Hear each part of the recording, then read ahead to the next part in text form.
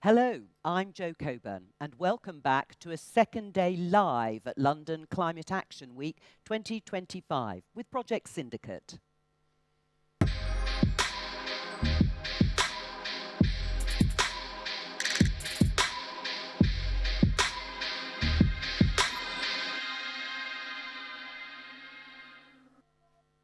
We're here at High House in the East End of the UK capital for what is Europe's biggest climate event. And this morning we're here to focus on Europe and its role in the global fight against climate change. As America steps back, does Europe need to step further forward? And if so, what's stopping it?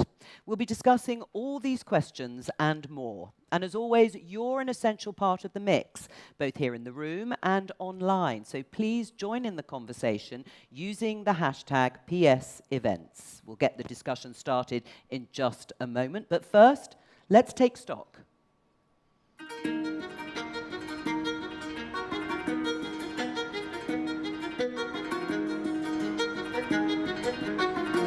Je regarde la salle, je vois que la réaction est positive, je n'entends pas d'objection. L'accord de Paris pour le climat est accepté. Today is the start of a journey. This is Europe's man on the moon moment.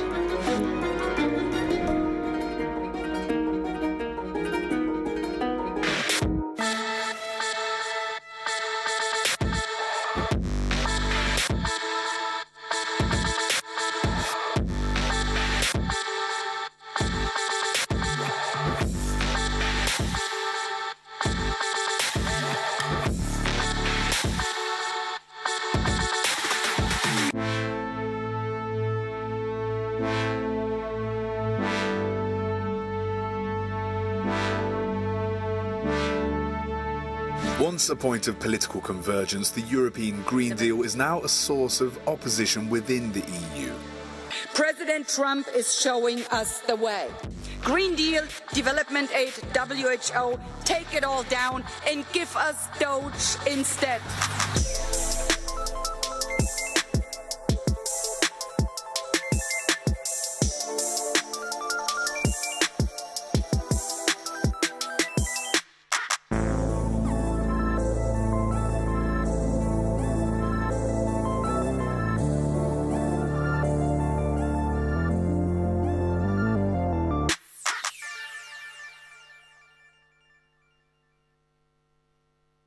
Let me introduce our wonderful panel now, who are extremely well qualified to discuss all of this. Claire Bulger, Executive Director of International Politics and Strategic Foresight at the European Climate Foundation. Ilona Szabo de Carvalho is co-founder and president of the Igarapé Institute and member of the UN Secretary-General's High-Level Advisory Board on Effective Multilateralism. Avanish D. Persaud is Special Advisor to the President of the Inter-American Development Bank, and Manon Dufour, Executive Director of E3G Brussels.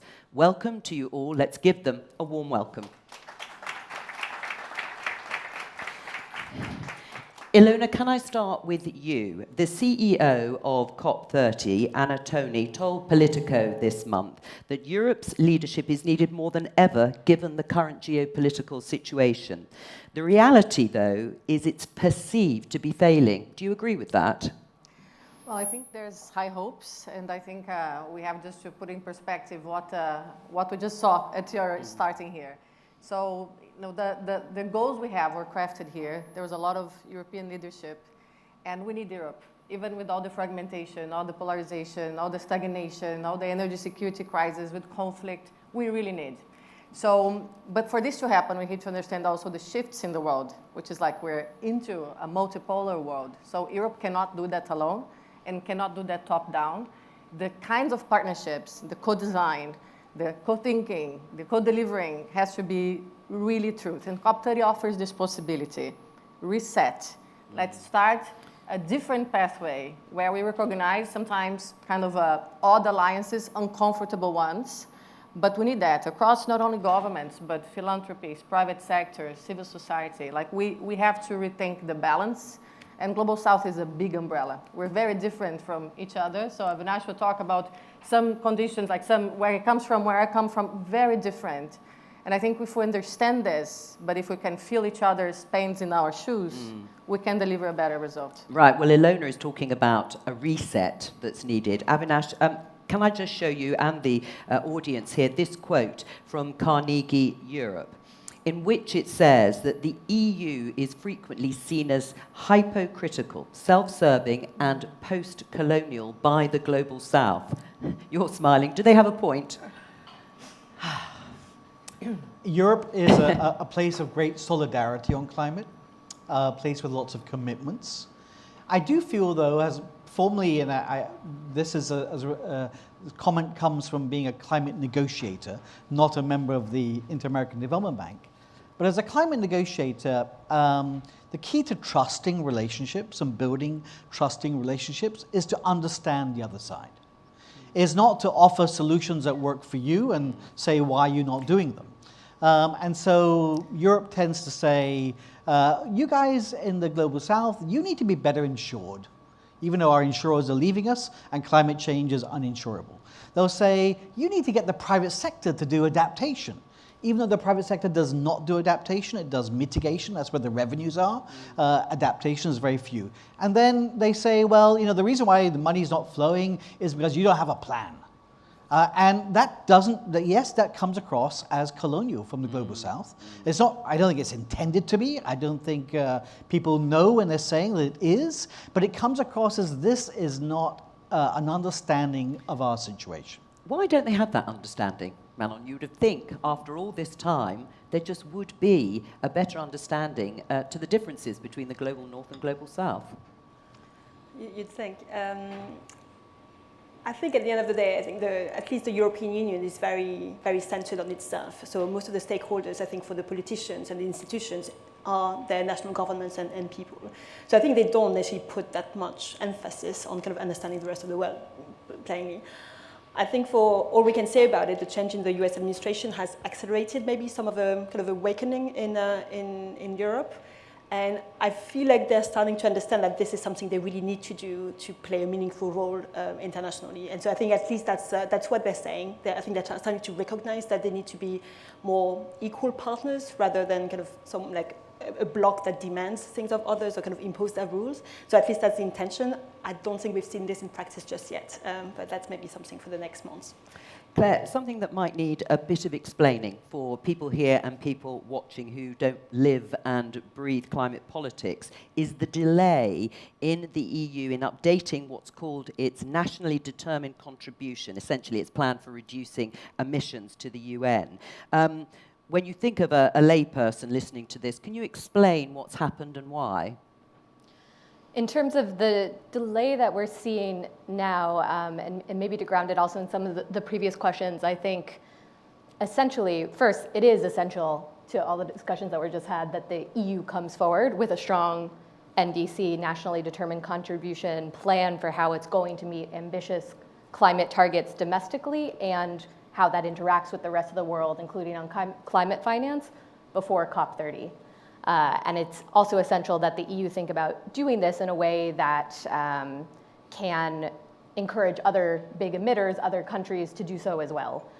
I do think to some of the discussions about the EU, it also, of course, has the challenge that it has to negotiate amongst 27 member states, and it has to align all the domestic policies of each of its member states together with the EU plan. And as we saw in the video at the beginning, there's a sense of the climate transition and the EU Green Deal a bit under strain, under challenge. And so I think the EU is really trying to think about how do they continue to set ambitious targets and pathways to achieving them and implementing them while still bringing citizens and different member states along with it. Yes, and we'll talk a little bit more about the politics and the tensions that you have mentioned, because it isn't easy bringing such a large group of countries that are so different to each other. But Manon, does it feel as if the EU has moved away from the lofty ambitions we heard there from Ursula von der Leyen of the Green Deal man on the moon moment? it's a year of like testing in a way. I think the ambition is still there. It's still like the objectives are there, like the kind of the policy blocks are there. They're kind of putting the Green Deal that they developed over the past 5 years into a wind tunnel.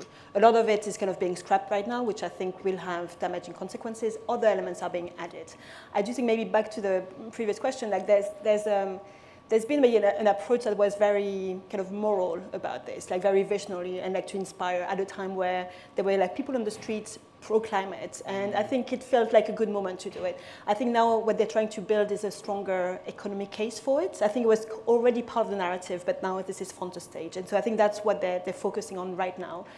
That said, the climate is very difficult, and I think for all the talks of like red tape, we forget that there's actually support for the transition, and I think they're kind of by trying to make Europe a simpler, a better place, they're actually kind of shooting themselves in the foot in a lot of aspects and actually making this climate a lot more uncertain. So I think the ambition is still there. The delivery, I think, is a bit at risk, even though so far the results are still there. We see like the emissions like provide economic benefit. They shield households against volatile like fossil fuel markets. It is happening, but the way they're changing the regulatory framework for the next 8 years, I think may have like unintended consequences. We're going to have a look at a clip in just a moment, and Ilona, I'm going to get you to comment on what is said. Take a look. I invite parties to turn to agenda sub-items 11A, new collective quantified goal on climate finance. I hereby invite the CMA to adopt the draft decision contained in document CMA/2024 L.22.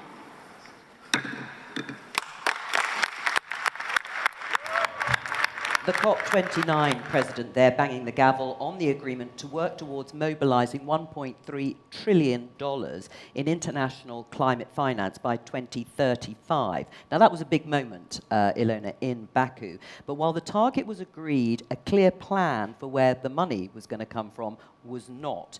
Do European countries now need to demonstrate that they are making that happen in the way we've just sort of heard from Manon to have any credibility? 100%. And I think the issue on the climate finance, the climate justice, but also the policy coherence are the ones that the world is watching. So first of all, like we have to deliver, because there isn't a chance that we miss another COP to really get the dollars or the euros or the pounds coming, because there is such an imbalance. And also in terms of emissions, we have to understand what's, let's say, the role, and we have these principles, and everyone is responsible, but responsibilities are different from North and Global South. Of course, there are big countries in the South that have to come also forward, but like the reality is that we know where the money will have to come from. So I think that's the first one. The climate justice one, I think it's very important. So the loss and damage fund, if we don't operationalize this, there's no credibility, especially from, like when you see what Avinash was touching on, the legacy of this, post-colonialism feeling. So the credibility will be if we really deliver to the ones that need more. And the final thing is like when we see a lot of push for Brazilians to put forward like, okay, what's the transition from fossil fuels that we all need, all we want? But then you see domestically going back, what's the coherence, and going back to coal, going back to, so it's hard everywhere, right? Yeah. But how do we square this honestly, and who has to step forward first? And I think we can't debate that it's the North. And that's the feeling for the South, and say, of course, but this is not what's happening there. So walk the talk and come and tell me what I should do. And let's sit down here and discuss, because I'm not going to accept it bluntly. We're going to have to discuss. So I think we need to come together in Belém. And coming together means addressing the finance gap, the climate justice, and the policy coherence from North and South divide. Avinash? Now, the new collective quantifiable goal, it wasn't 1.3, it was 300 billion. It was a tripling of the 100 billion. But because, the 100 billion had become seen as such an irrelevant figure, given the chasm of how much money was needed, that in order to give credibility to the 300 billion, they said, in addition, we're going to have a 1.3. We understand that the total amount of money that needs to flow is 1.3. We're just committing to our public finance being 300 billion. And so Europe needs to have work with other countries to have developed a plan on the public finance bit to 300 billion. We've always known that the multilateral development banks, for instance, are already playing a role of half of the public finance, and it will probably be even more than half on climate action, things like resilience building for countries. And then the 0.3 to the 1.3 needs another plan about how we mobilize this non-public money. Because that non-public money, private sector, has not really been flowing across the border. It plays a big role for climate finance within Europe, but not across the border. So we need two separate plans. How do we mobilize the public money? What's Europe's commitment to the MDBs? What's Europe's commitment to international aid? And then how are we going to mobilize the private sector from 0.3 to 1.3 when they've not been coming for all kinds of reasons? Where is this plan, Manon, for that big gap in terms of financing? Not sure where the plan is. I know that today we've put out a report ourselves, like at S3G, looking at kind of that road to Belém and kind of meeting that 1.3 billion target, which I won't do justice right now, but like is basically does need to be a comprehensive plan. I would add, and Europe has a massive role to play. I mean, both the EU and the UK and kind of other developed economies. I would say that if and there's like a massive role for these countries to play, but it does need to kind of be like a global action as well. And in particular, we know that there's kind of moments in the calendar where the EU is going to have a high-level summit with China, where I think some signals and some ambition could be unlocked in this context as well. If we rely on Europe because of the historic responsibility or like the size of the kind of the market, this is not going to work for building a common future. I mean, do you think there has been a bit of a loss of trust when it comes to where to find the finance, who steps forward, to use Ilona's phrase, first, and so on? Absolutely. I think it's unfortunately undeniable that there's been a loss of trust in terms of delivery of finance. We know it's unfortunately broader than that too, in terms of global relations during COVID, after the invasion of Ukraine, and how Europe tried to secure its energy supplies on a number of fronts, and including through the the delayed delivery of finance. And I think right now, we're in a moment where we just saw or heard that the NATO member states are going to be increasing their defense spending to 5% of GDP, a huge increase at the same time that ODA is cut. I mean, that's undeniable. I think as the climate community working in Europe and elsewhere, we really have work to do to work on how we can conceive of a broader conception of what security and resilience means, and also the fact that for Europe, it can't secure its own borders in a vacuum, and especially not from climate impacts. I mean, loss of trust implies that trust was there to begin with. I think there's an absence of trust. Okay. We've never really built it. Right, well, that's a very good point. Is it possible to do that in the time frame, Ilona? Sort of rebuild that trust, particularly, I mean, that's a very interesting point for today about a European country, or NATO countries, I should say, increasing or pledging to increase the amount they are going to put into defense to 5%. That's a huge, huge commitment. So we understand the existential issue, but on defense, climate is also another one. And I would say there are opportunities. And I will say something that might sound, because in Brazil, we're going to bring the nature debate together with the climate debate. So that's a big one. Climate is already very close to the day-to-day climate change of people, but nature is even closer. People love nature. So there's an opportunity there also to build trust.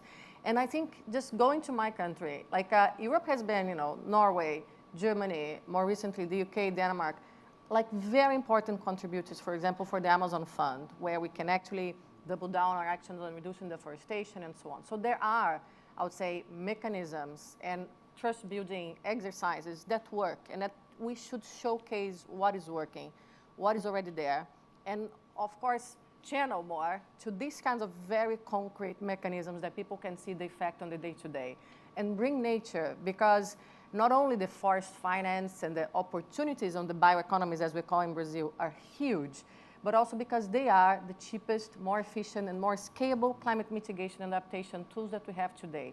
And there's a trust building there as well on investing on high integrity restoration, not only conservation, and this money is not getting there. And I can make a big case for that, but I don't have time here, but this is a key opportunity for not the Amazon basin alone, but dozens and dozens of tropical forest countries and countries that hold very precious ecosystems for all of us. That's one area then that would build trust. Absolutely. Avinash, what about debt distress? Because that is also a huge issue for the global south. What can Europe do to show that it A, understands that, and B, is going to come up with solutions. So that's a great point. And I think that it helps us to move a little bit away from this binary issue of public finance, more or less. Because we've got to move beyond that. I need people, especially in this audience, to argue for more public finance. But the reality is public finance is shrinking. It's going to be down 10% this year. It's going to be down 20% next year. So if you care about developing countries, and I come from a developing country, work in developing countries at the Inter-American Development Bank, what do we do in this context? There are many things we can do. We need to make sure that very scarce amount of public finance is focused on those things that can't be funded any other way, which is loss and damage. Let's not use that scarce money and start giving it to the private sector when the private sector will do it anyway. Let's not use that money to do things that the development banks can lend for. $1 invested in resilience saves $10 to $15 in the future. So you can borrow for that and pay back with the savings you're going to make. So let's get the development banks focused on building resilience. Again, using our money skillfully. And then developing countries are spending a lot of money on paying back debt. In some cases, the debt is unsustainable. They need to restructure their debt. They need support in restructuring their debt, lowering the total amount of debt, getting a certain amount of interest, not in a blanket, indiscriminate way, where it is specifically unsustainable. Let me end with some of the actions we're doing on debt swaps. So if a country has a pocket of high-yielding debt, the IDB, the European governments can come in and guarantee that country to issue some debt at, therefore, low interest rates because it's guaranteed. The difference in the interest rate is then redirected for something to do with nature positive or climate positive. And that's called a debt swap. So the country gets a released resources, but their debt levels haven't gone up. And we need to do more of those. Are people listening to those arguments? Well, it's not just arguments. We've got 10 debt swaps already. We have Ecuador, the Galapagos, debt for nature. We have the Bahamas, debt for nature, the Barbados, debt for marine. We need to do more of these, which does involve inviting Europe to perhaps help with the guarantees on helping us to issue low-cost debt and redirect the interest payments. But it sounds like the evidence is there, Ilona, for it. That's what I'm saying. Like, there's a lot going on. And to be honest, the solutions and the climate policies and innovations, they are coming from the South. But the North is not looking. I mean, we're not showcasing that. And I mean, we don't need to recreate the wheel like we are because we're struggling. We're creating our own solutions. But we need not only the public, but also the private finance to come and scale up. So this is I think that's the bridging of the trust exercise that we most need today. Right, but Manon, perhaps they're not listening because politics has been a big issue, febrile, across parts of Europe. Parts of Europe have been distracted by elections for most of the past year, and those elections have brought a rise in populist parties with anti-net zero policies, which may be the reason they're not listening to what Ilona and Avinash are saying. Let's have a look at this clip. Dlatego trzeba zbudować koalicję państw, które są przeciwne Zielonemu Ładowi. Ja będę zdecydowanie walczył z Zielonym Ładem na arenie międzynarodowej. Będę walczył także z zielonymi podatkami. President making it clear he's going to mobilize against the Green Deal. Is it going to be tougher to get consensus on targets before COP30? Well, I mean, as we addressed, like on the NDC in particular, that the European 2035 target for COP, they've kind of messed up the process, to be honest. Like, they've given themselves like 2 months to agree something that would usually take 6 or a year. So it's going to be a tough ride. This kind of dynamics will play into it, but I think this is just also like a procedural issue. To the question we were addressing before, I think that there's been a lot of reported pushback against domestic Green Deal policies within Europe, which I think is in some ways will be amplified, and I can come back to this. I think the issue of like Europe in the world, like Europe internationally, is slightly different. I don't think that President-elect or a lot of people in the street are very much aware of the opportunity for debt swap. I think this is part of the public debate, and there's no backlash there. And I think that's also a problem because I think we're facing a pretty tough situation, right? Defense, like an investment gap in Europe as well, and of course, like the US with like US aid withdrawing, and a big investment gap internationally as well.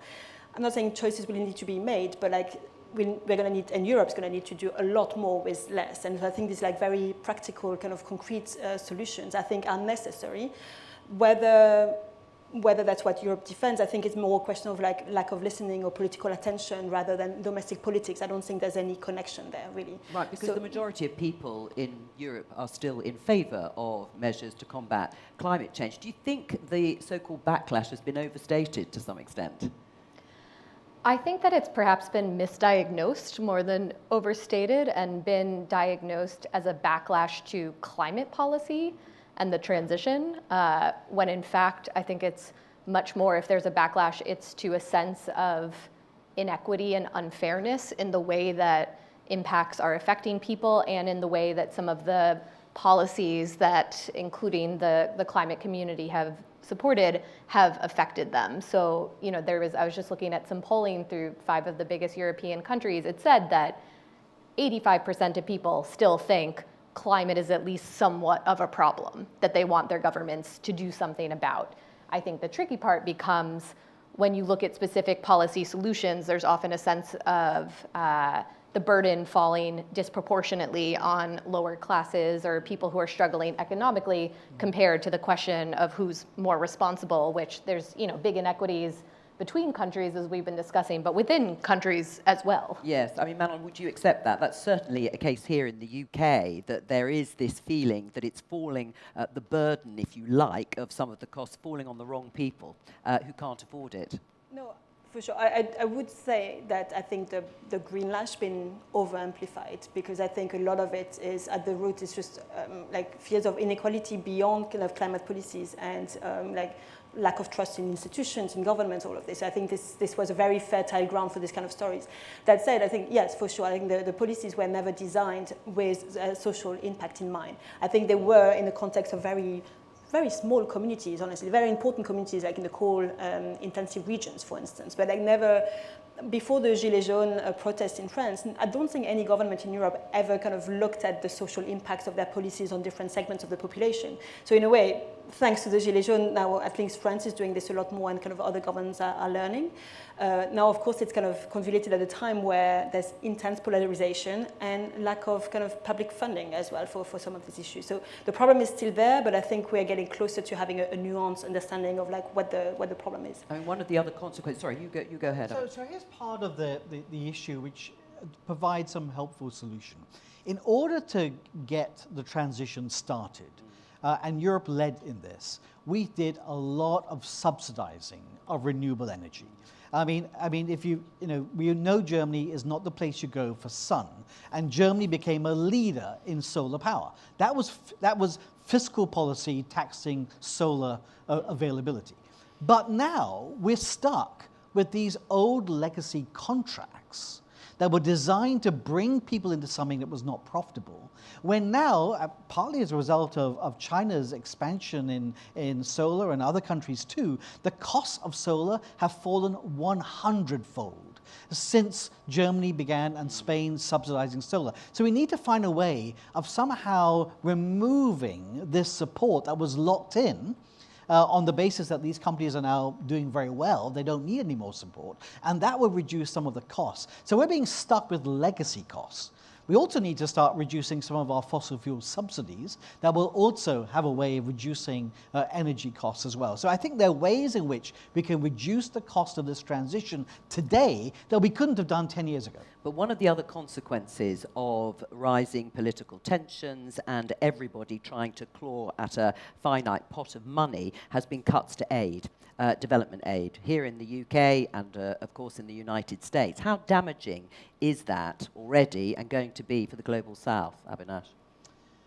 Well, it's tough to push countries. So there are a lot of developing countries, India, China, Mexico, Indonesia. They are massive emitters today. 64% of global emissions today come from developing countries. 80% of future increased emissions will come from developing countries. But their emissions per person remains tiny. So they're saying, why are you stopping me from getting to where you are? that your emissions reflects your development path, and you're closing off development paths. So if we want to tell countries what their development path should be and make it more difficult for them, and then at the same time we're cutting public budgets, it's a hard sell. But the good thing is that actually a transition to renewables is economically the best strategy for developing countries. But we need to show that in multiple ways. One of the obstacles for private money flowing to developing countries is our own regulations in developed countries. European insurance regulation, for example, puts a high capital requirement on any investment in emerging markets.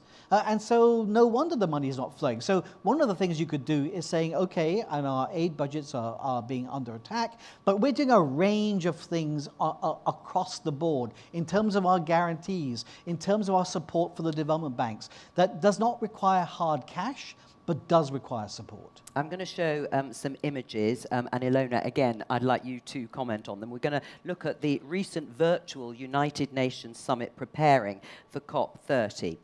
There's President Lula beaming in from Brazil, but look at who else took part.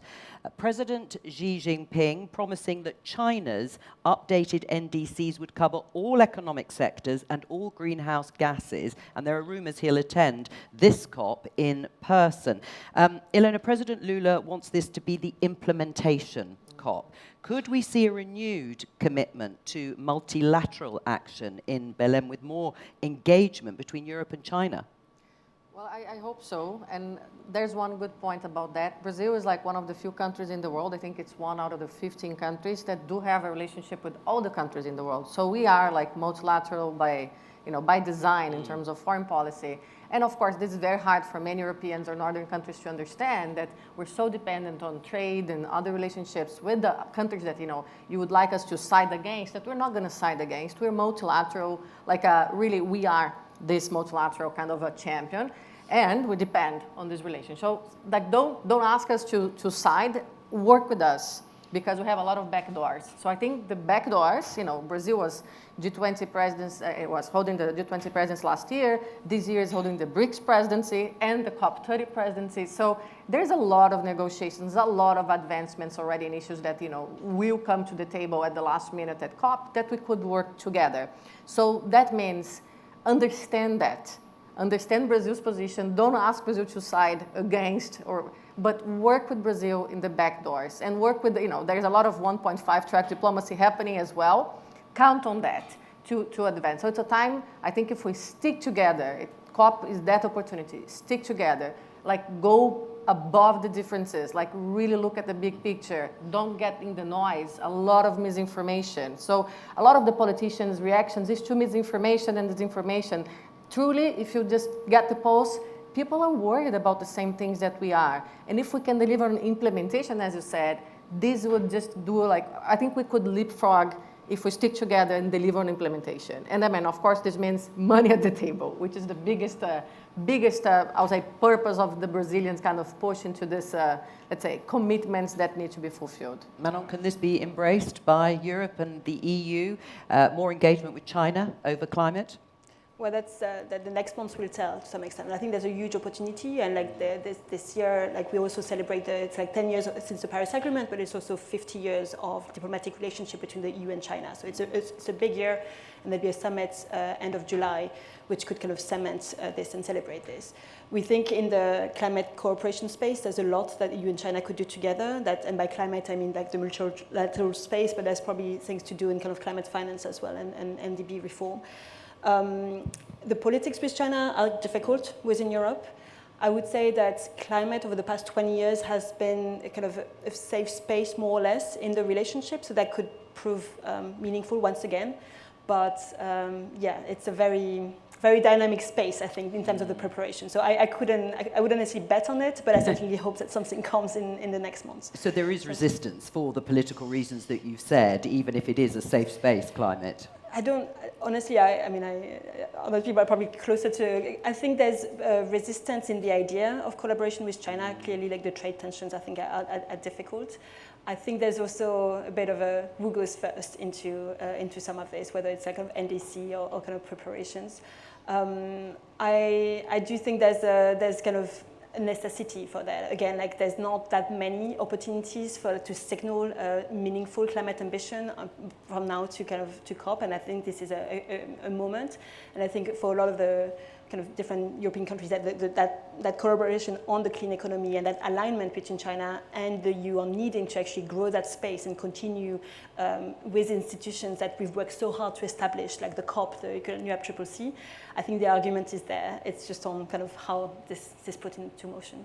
Claire, can we talk a little bit more about messaging and communicating the benefits of policies to tackle climate change? Laurence Toubiana has said campaigners have failed to communicate to Europeans just how the green transition, which is what you've all been talking about, will help them lead better lives in the long term. How do we change the messaging so that gets through? I think maybe two things that we have to focus on. One is making more connections to economics and to resilience and security. We've spoken about finance and economics and fairness quite a lot on this panel, and I think there can be a sense that some of the messaging coming from the climate community has been about the moral and the ethical imperative to do something for ourselves, for our future, and that is essential, but at the same time, I think then you're open to charges of hypocrisy or shaming people, and I think making more tangible connections to how climate policies are improving people's lives in the short term, and also making sure that messaging is connected to that actually happening. So if that renewable energy does provide lower electricity bills for people. So I think connecting it to the costs in their everyday life, but I think also broadening the messengers who are speaking about climate so that we do hear from people in the security community, in the finance or economics community, not only the climate community as we, more narrowly define it. Right. Do you think there's enough honesty from politicians about, can I call it, sacrifices that might have to be made by some people in order to get to those better lives further down the line?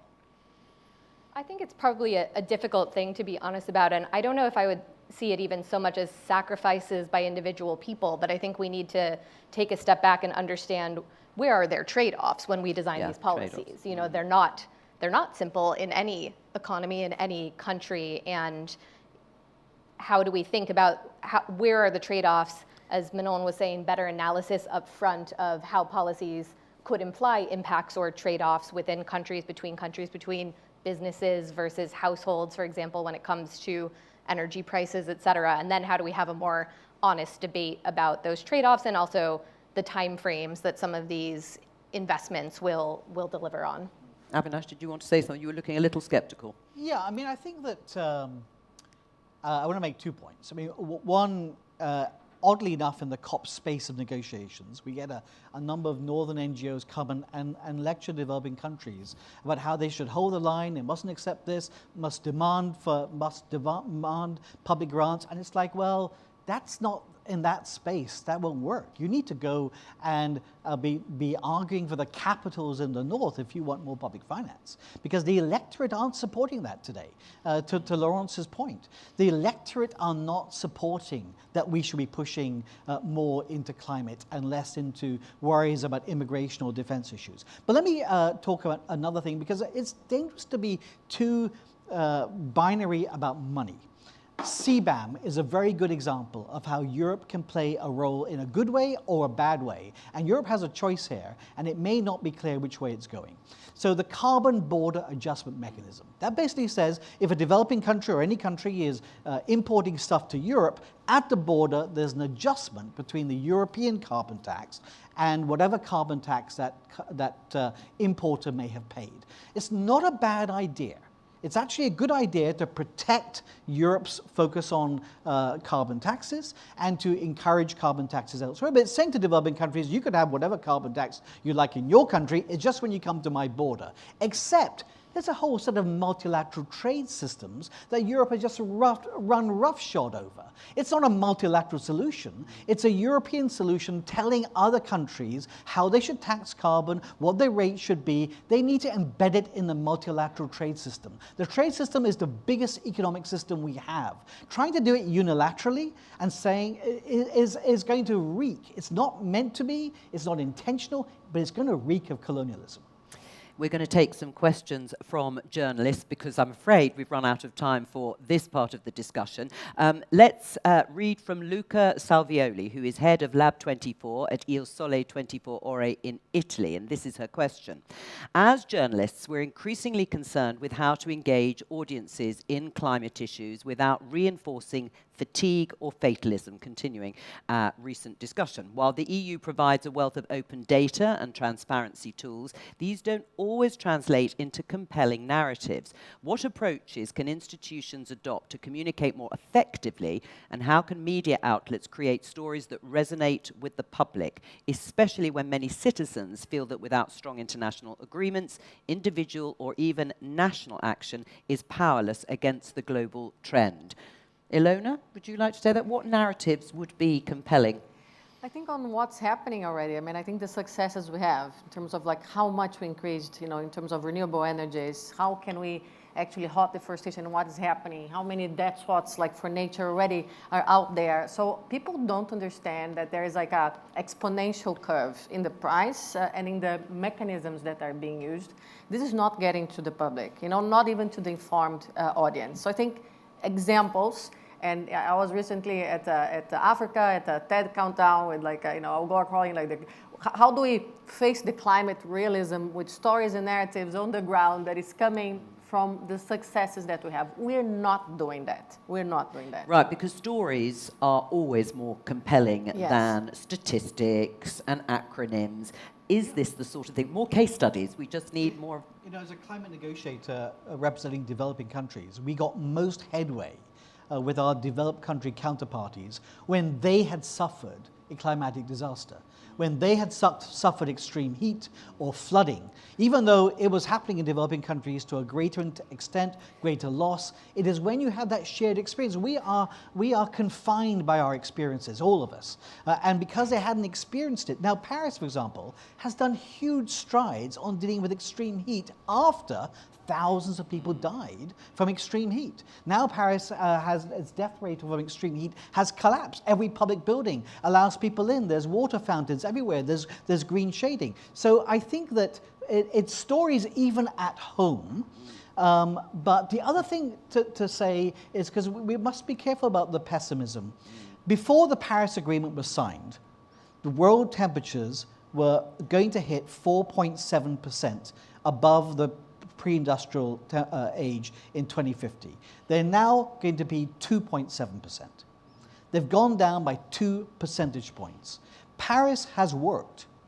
The agreements have worked to make a difference. We're a long way to finishing it. We're only halfway, if at all, halfway. The point is, we can't say that nothing's happened, nothing's going on, there's nothing will come from things that we're doing.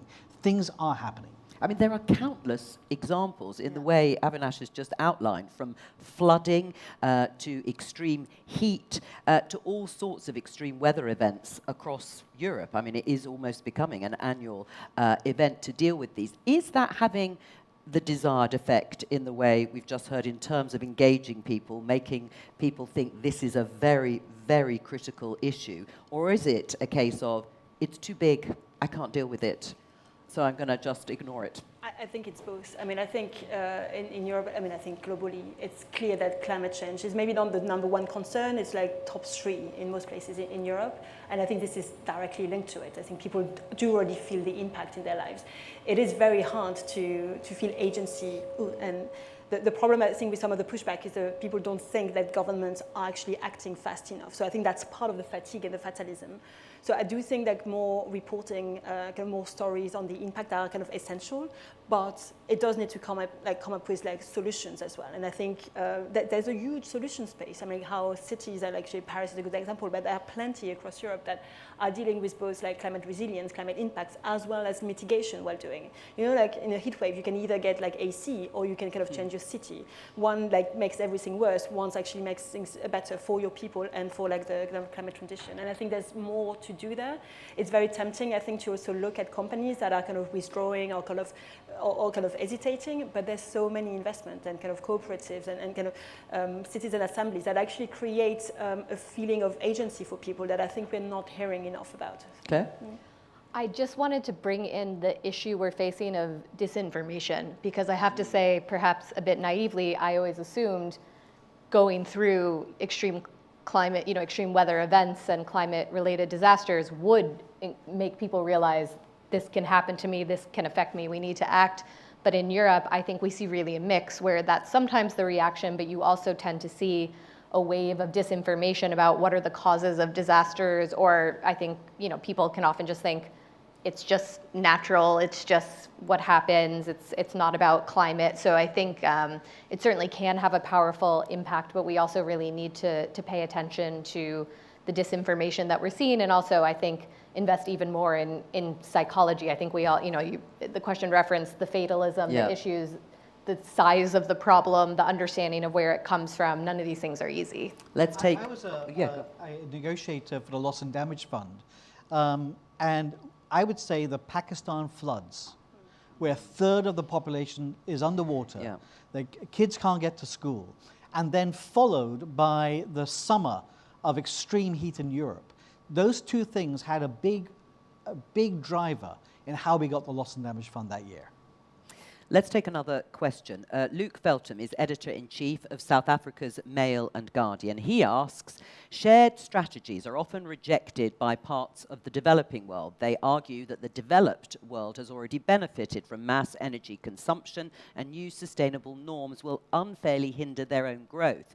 Is there a way we can elegantly introduce universal climate protocols and goals while acknowledging that some countries will require extended timelines? Ilona? I think some countries will require, but it's the issue on investment. So, again, Africa really struck me to see, we know the hundreds of 700,000 to 800,000 people without energy access. And they are not getting the funds needed to do that, like leapfrog with clean energy or renewables. They're not. They're going into, a lot of countries, into gas and into oil because they have those reserves. Yeah. So I cannot believe that given the price of everything we've seen, like the whole, like the solar, the wind, that we're going to allow Africa to go through that. The pollution, the clean air, the lack of really thinking about the health, thinking about the, let's say, setting people back in a moment that all the technology is there. So when we just think about what's happening right now, let's change this course. So energy access, let's leapfrog, let's help Africa to come on board with clean energy. But also let's help people in the global south that are deforesting and destroying forests, with alternatives like bioeconomies and so on. So I think there is something about understanding the moment we are in that Belén can just put us together. So this is not impossible. There are funds, but the private sector will have to take risks together with the risking of the public finance to leapfrog. But just to say, the strategies are there. We know what we have to do, but we're not delivering to the people that are behind. We'll pay the price, because as Avinash said, there is an issue on the emissions patterns these days. So if we don't have this, we don't have the southern countries to change the pattern of their emissions with clean energy and halting deforestation, the impact is global. Just understand that. But technology and economics has changed the equation. 10 years ago, you basically had to impose this transition. Yeah. Today, this transition is economically the right thing to do, and the best, not just viable, it's the best development strategy. What countries need is, because they're very capital intensive, they need the access to the finance, and they will choose to be pushing down renewable energies because it is cheaper and cleaner. Before, it wasn't cheaper and cleaner. It was cleaner, but it wasn't cheaper.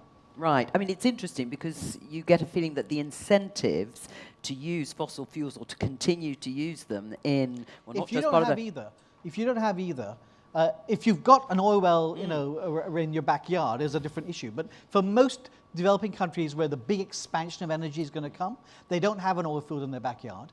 They've got oil and coal, and they're using some of this. But for the future expansion, the cheapest position for them today is renewables. Claire?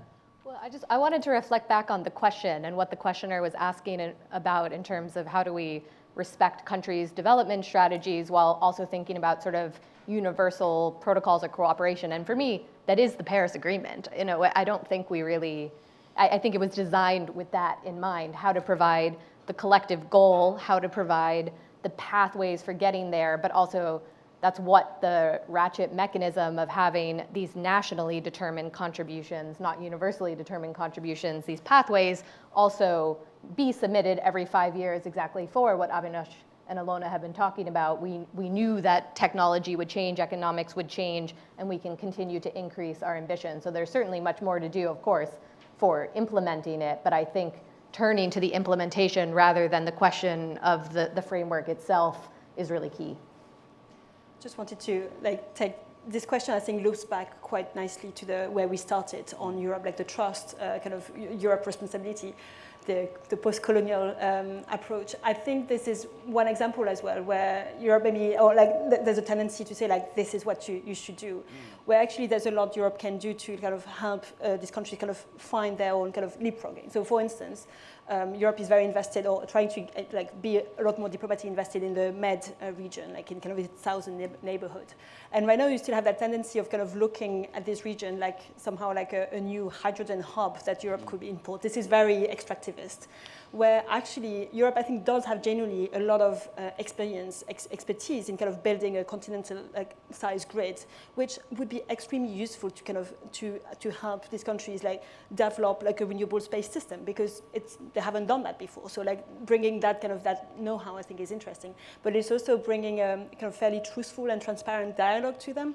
Very recently, the Commission at least published their plan to kind of phase out Russian gas, and there again they were kind of hinting at the fact that they would diversify and get new sources of gas from, for instance, Algeria or Azerbaijan. And this is not very true. If you're looking at the EU's own projection, gas demand is gonna fall. It's not gonna disappear, but it's gonna fall massively. So they're also kind of maybe building some of this diplomatic relationship on a lie, or at least on misinformation.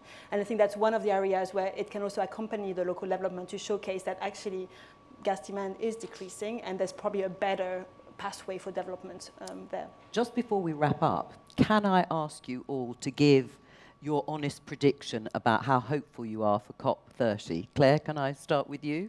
You can do it on a scale of 1 to 10 or whatever you want to use as your sort of metric. Are you very hopeful?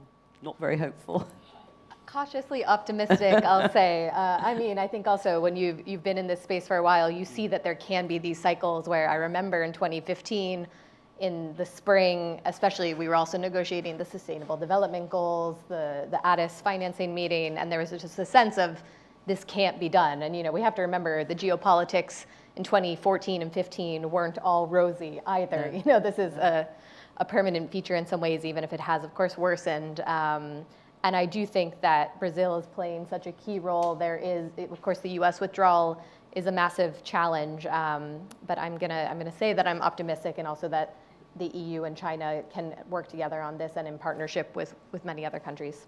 Ilona, where are you? I think we have to adjust expectations in the sense that Brazil will not deliver everything, but I think the focus on implementation and finance is what we can actually agree upon, that it will just make a huge difference for everybody to see that things are moving. So we are really trying to show the solutions underway and what is promising in terms of receiving investments forward and to scale up. If this mindset is the one that we say, that's what we can do, right now, we can change the stories, we can show different ways of communicating, we can just really, really highlight progress. So I think that's a big success. The hardest thing will be to hold on to the goals that we cannot let go, which the 1.5, and all the funding mechanisms that we create, and then they're empty shells at the moment. And I think that's where the magic has to happen. And I think that's where we cannot lose this chance. I mean, if we miss this COP, to be honest, I look at all the predictions that we have. So as a Brazilian, we say, we like synergies. We are multilateral, and open dialogue will be there, but come with the best you can give. Really come with the best you can give, because Brazil alone will not give, right? Avinash, where are you? Well, it's a tough task, right, COP30, but I think Brazil is putting in a huge effort, and even more importantly, calibrating it well in terms of what is possible. So I'm optimistic. I think you're going to see the multilateral development banks, for example, a critical part of the system, showing their commitment to economic resilience, economic development, and sustainability in countries in the developing world. And I think you're going to see a couple, of which one is our own, practical plans of really unblocking, finding the blockages to capital flowing south and unblocking those and presenting those at COP. Manon? So similarly to the others, like a lot more optimistic than I was, let's say, in January. I do think the exodus from Paris is not happening. I think there's a spirit of collegiality, like between the parties, that is there, and I think it is going to show that global cooperation is working. I do think it's going to show it's not working fast enough by any means. So there's a focus on like implementation finance makes sense, but I think there does need to be some attention to like the future ambition as well, and maybe to end. Again, it's a lot. It's going to be a lot of work for Brazil for sure. For China, I think there's a lot of expectations, but Europe has a lot to deliver between now and then. So whether we're talking about the NDC, some of the bilateral summits, some of the kind of finance offer, or even kind of reform, like the new climate roadmap of the EIB, which is kind of the only the climate bank, will all have to kind of come in between. So high expectations there. Well, I think we'll take your notes of optimism with us to end this discussion. Let's give our fantastic panel a round of applause. Because we have sadly run out of time, and it is goodbye from this year's London Climate Action Week with Project Syndicate. And thank you very much to our hosts, High Impact at High House. Goodbye. Thank you. And please don't